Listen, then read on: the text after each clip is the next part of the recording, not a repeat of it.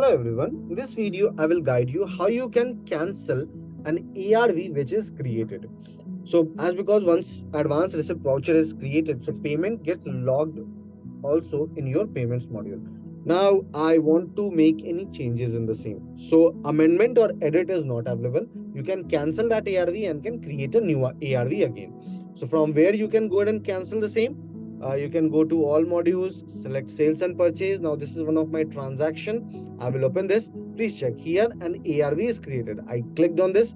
This is the ARV document. I will open this ARV document now. On your right hand side, very top, you will see an option of cancel document.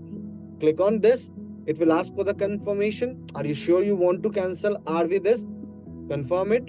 Now, once I clicked on cancel, this particular ARV advance receipt voucher is cancelled, and also the payment log which was made in the payments module have been cancelled.